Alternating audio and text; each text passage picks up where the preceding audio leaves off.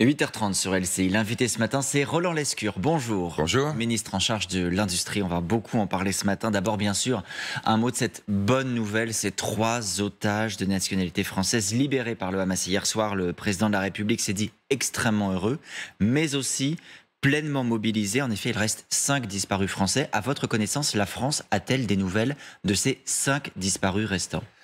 À ce stade, il faut rester extrêmement prudent. On est dans une phase où on a, je dirais, une espèce d'éclaircie. Bienvenue dans un monde très noir. Depuis le 7 octobre, on est dans une nuit sombre. Et là, depuis quelques jours, on a à la fois une trêve, la libération au total d'à peu près 70 otages, dont 3 Français.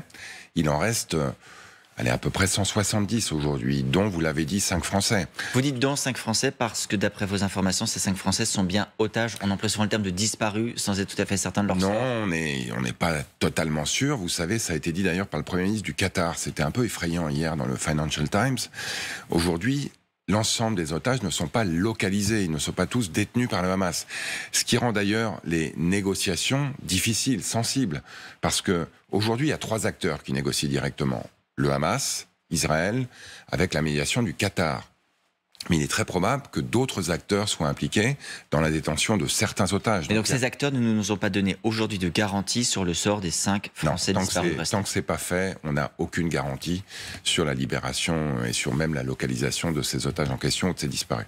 On suivra bien sûr cette information tout au long de la journée en détail sur LCI. On va d'abord avec vous, Roland Lescure, évoquer également ce drame qui s'est produit en France il y a une dizaine de jours, la mort du jeune Thomas dans la Drôme, 16 ans. Le porte-parole du gouvernement hier s'est rendu sur place.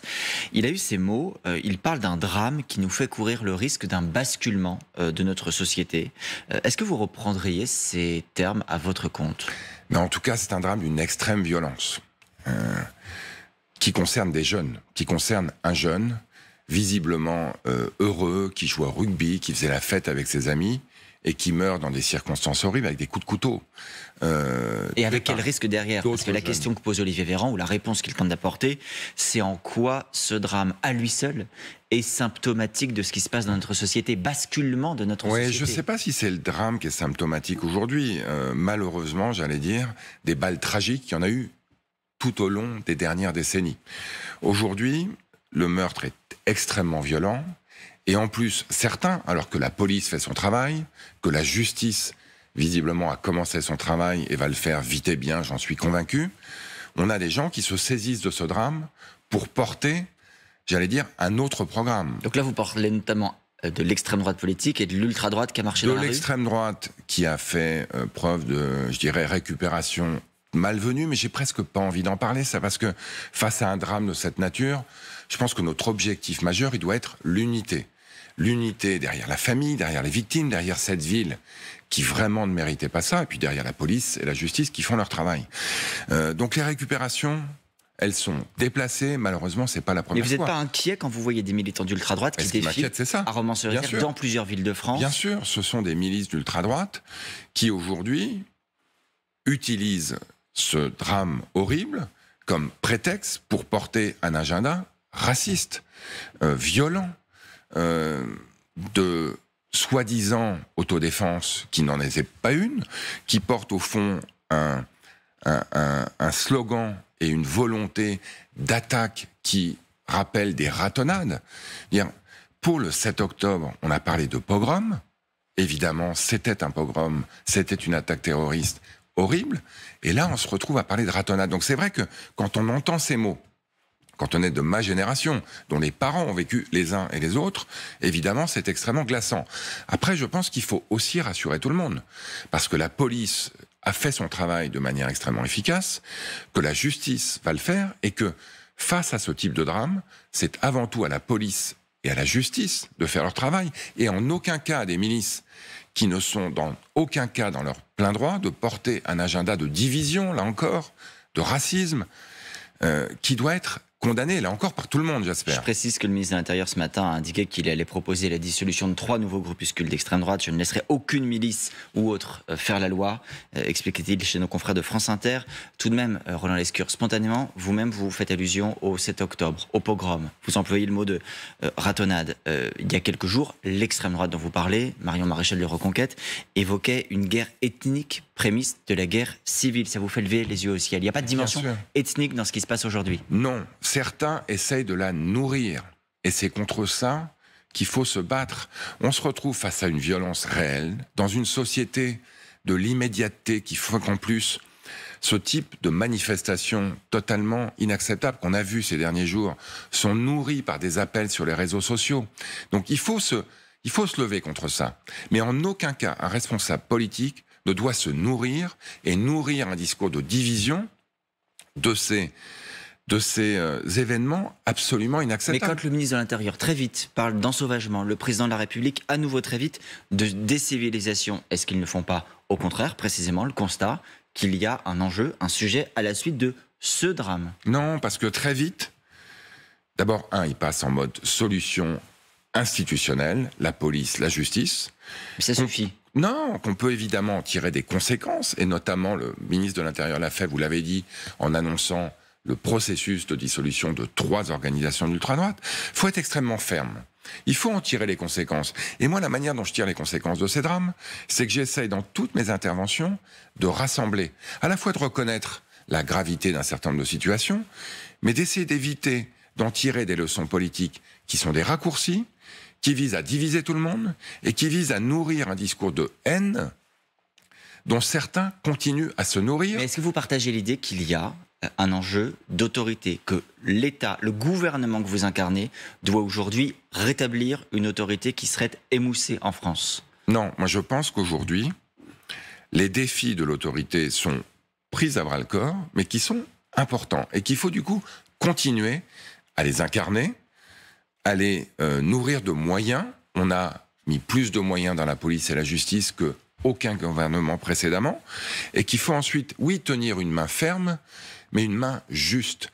Et tous ces discours de haine qu'on voit aujourd'hui fleurir ici ou là sont des discours profondément injustes.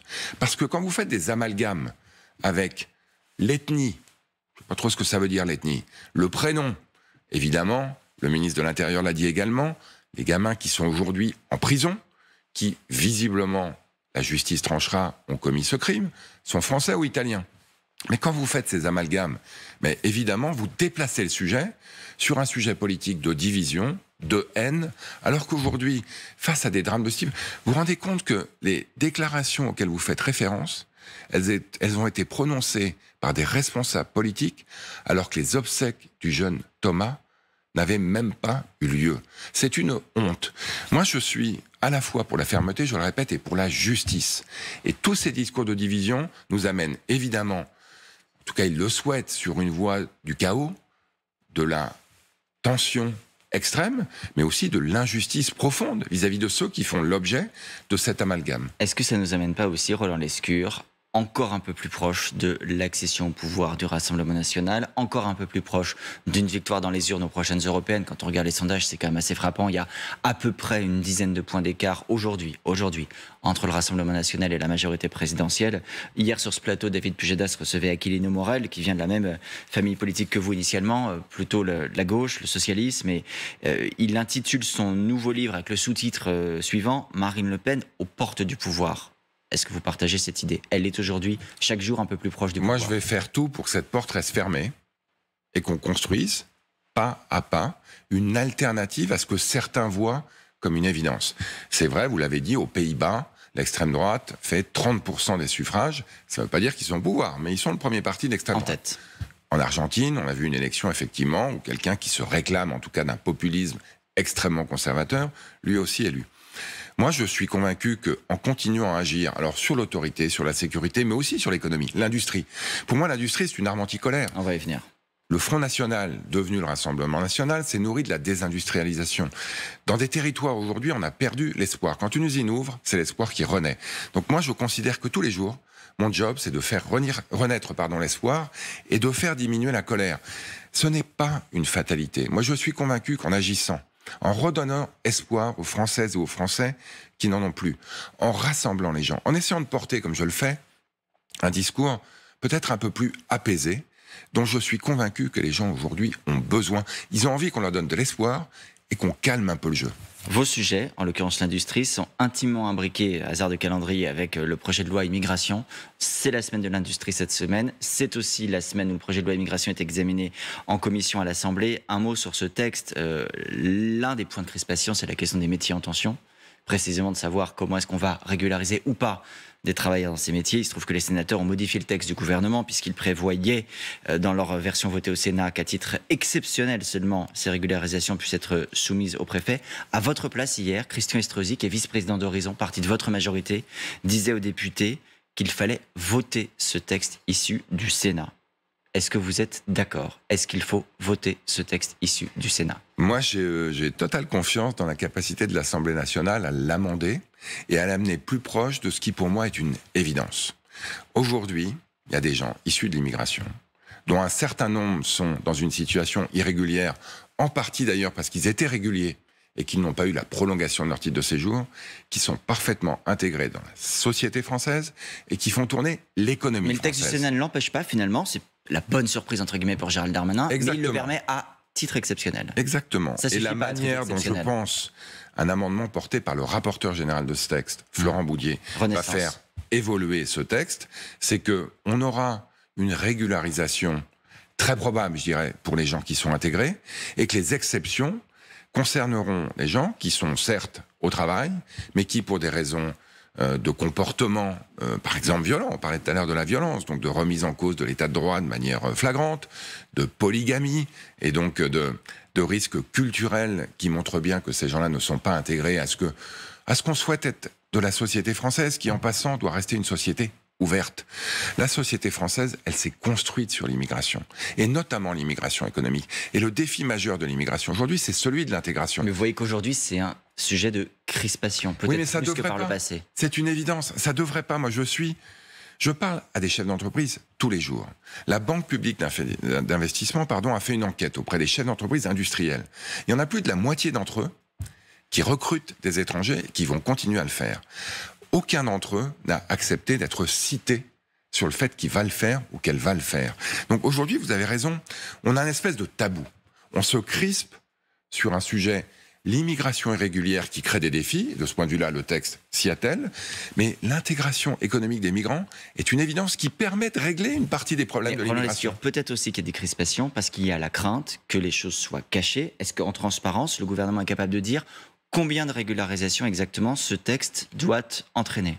Vous savez aujourd'hui combien il y a de régularisation du fait de ce qu'on appelle la circulaire Valls? Dites-nous. Il y en avait 7 000, il y en a 10 000 maintenant. Tous les ans, il y a à peu près 200 000 immigrés qui arrivent. En fait, il y en a 300 000 et 100 000 qui partent. Donc au total, ça fait à peu près 200 000 immigrés. Essentiellement des réfugiés et des bénéficiaires du regroupement familial, sur lequel d'ailleurs on doit faire plus aussi pour l'intégration économique. 10 000. Si on double, ce qui est sans doute pas là où on arrivera, si on doublait, on serait de 10 à 20 000, c'est-à-dire une goutte d'eau. Mais vraiment, on est loin du grand remplacement, on est loin du tsunami. On est en train de répondre à des besoins concrets de la part de chefs d'entreprise qui ont besoin de ces gens, qui s'en servent dans les restaurants, dans un certain nombre d'entreprises industrielles. Mais à ces 20 000-là, si on va au bout de ce que vous venez d'exposer, il faut ajouter les familles. Ou alors on fait venir et on régularise les travailleurs seuls en laissant leur famille dans leur pays d'origine. Vous savez que le regroupement familial, c'est pas une obligation, c'est pas automatique et c'est pas immédiat. Oui, mais même chose, Roland Lescure, si le gouvernement veut pouvoir être clair et convaincre, il faut pouvoir aller jusqu'au bout de la logique. Combien de travailleurs régularise-t-on et combien de familles supplémentaires ça va amener en France? A priori, une dizaine de milliers par an, c'est-à-dire pas grand-chose. Il y a, dans l'industrie, juste dans l'industrie, dans les 10 ans qui viennent, il y a 800 à 900 000 personnes qui vont partir en retraite. Moi, je veux... Donc, au total, on va avoir besoin de 1 300 000 personnes dans l'industrie. Si on forme 1 million de jeunes, c'est, mais vraiment, mon rêve le plus fou. On a créé 100 000 emplois dans l'industrie, il faut qu'on en crée 1 million. Et ensuite, il faudra sans doute aller chercher ailleurs des ingénieurs, des soudeurs, quelques personnes qualifiées qui, là encore, ne seront pas en train d'effacer la France, sont en train de l'enrichir, sont en train de la développer, sont en train de payer des cotisations et sont évidemment en train de la réindustrialiser. Donc moi, j'essaye de calmer le jeu sur ce sujet, comme sur tous les autres, de rajouter un peu de faits, et vous avez raison de m'interroger sur les chiffres, de manière à ce qu'on sache de quoi on parle. Parce que le fantasme, on en parle beaucoup, la réalité, pas assez. Les métiers que vous venez d'évoquer, vous me corrigez si je me trompe, mais ça passe notamment aujourd'hui par ce qu'on appelle le passeport talent, Oui. qui vise justement à viser certaines professions. L'un des reproches qui vous est fait ou qui est fait à ce dispositif, c'est aussi de dire, mais très bien, en fait, on est en train de piller de leurs compétences des pays qui ont besoin de leurs chercheurs, de leurs médecins, de leurs ingénieurs, et demain, ces pays seront affaiblis et nous devrons les aider. Autant laisser les compétences là où elles se trouvent dans les pays et former et développer les nôtres. C'est une vision, excusez-moi, je vais me lâcher un peu, mais un peu étriquée de ce que c'est que l'immigration aujourd'hui. Moi, j'ai vécu 10 ans au Canada. Je suis revenu en France et je suis le plus heureux des ministres de l'Industrie. Est-ce que mon passage au Canada a appauvri la France, ou est-ce qu'au fond, je me retrouve, en rentrant en France, peut-être un peu plus riche, au sens que j'apporte une expérience différente, notamment vis-à-vis de l'immigration, vis-à-vis du financement, vis-à-vis de la décarbonation. Moi, je pense qu'effectivement, mon passage à l'étranger, m'a plutôt apporté des choses Mais qu'aujourd'hui... vous êtes revenu dans votre pays d'origine. Est-ce que vous dites que ces travailleurs ont vocation à retourner dans leur pays d'origine? C'est pas une vocation, c'est une possibilité. Aujourd'hui, les mobilités internationales ne sont plus ce qu'elles étaient. Dans les années 60, moi j'ai grandi à Montreuil, on voyait arriver des immigrés qui venaient remplir nos usines. D'ailleurs, je pense qu'on doit aller aujourd'hui chercher les jeunes dans les cités pour qu'à nouveau, ils puissent nourrir nos usines et les remplir. Mais à l'époque, ces gens arrivaient pour toujours, dans une logique de développement. Donc ils arrivaient, certains d'entre eux ne parlaient pas français, leurs enfants sont devenus infirmiers, pour certains docteurs, et leurs petits-enfants aujourd'hui, pour l'essentiel, sont parfaitement intégrés. Aujourd'hui, les mobilités, c'est beaucoup plus variable. Certains viennent, d'autres repartent, et d'autres s'intègrent, et c'est très bien comme ça. Vous avez vous-même donné les chiffres, Roland Lescure. Ce qui interpelle, c'est qu'on se dit, aujourd'hui, en France, nous ne sommes pas en mesure d'attirer suffisamment de candidats volontaires dans l'industrie française. Nous ne sommes pas capables de former suffisamment de candidats pour remplir nos propres besoins. Il faut qu'on fasse une révolution culturelle qui est en marche. On a réindustrialisé la France, en tout cas on a commencé. Aujourd'hui, on parle beaucoup plus d'industrie sur les plateaux. Je ne sais pas si j'aurais été invité ici il y a 5 ou 10 ans pour parler de réindustrialisation. Il faut que cette révolution culturelle qui touche les médias, qui touche les experts, qui touche les politiques, elle se massifie. Il faut qu'on aille dans les banlieues, par exemple, chercher les jeunes. Aujourd'hui, à Bercy, on organise le sommet de l'inclusion économique. Et je vais annoncer qu'on va nouer un partenariat avec une entreprise qui est une association qui s'appelle My Job Glasses, qui va délivrer 2000 mentors, des jeunes, hommes et femmes qui travaillent dans l'industrie, pour aller parler aux jeunes, leur parler de leur métier et les attirer dans l'industrie. Aujourd'hui, on a 7% de chômage en France, 15, 20, 25... 7,4 même, c'est un petit peu remonté. Oui, 7,4, mais on a 15-20% de chômage dans les banlieues. Et on a des régions de France où on a 3% de chômage. Il faut qu'on aille chercher les talents là où ils sont, et avant tout, évidemment, en France. Qu'on les forme, qu'on leur donne envie. Donc c'est vrai que cette semaine de l'industrie, on a 5500 événements partout en France. Des usines qui s'ouvrent, des écoles. À Bercy, jeudi, on fait venir 1500 jeunes rencontrer 50 industriels. Gabriel Attal sera là, Bruno Le Maire sera là, on aura des ministres. Les ministres de l'Éducation et de l'Économie, non? Exactement, parce que tout ça va ensemble. Est-ce qu'il faudra aussi que les industriels acceptent de payer davantage? Est-ce que l'industrie doit être attractive financièrement? C'est déjà le cas. Vous savez qu'il n'y a pas de problème d'attractivité salariale. Il n'y a pas de problème d'attractivité salariale. Aujourd'hui, dans l'industrie, on paye en moyenne 250 à 300 euros de plus par mois. En moyenne. Mais surtout, quand vous entrez dans l'industrie en général, vous faites des carrières. Moi, je vois régulièrement des patrons de lignes de production qui sont entrés apprentis en manutention. Donc on peut faire carrière dans l'industrie, on peut voyager dans l'industrie.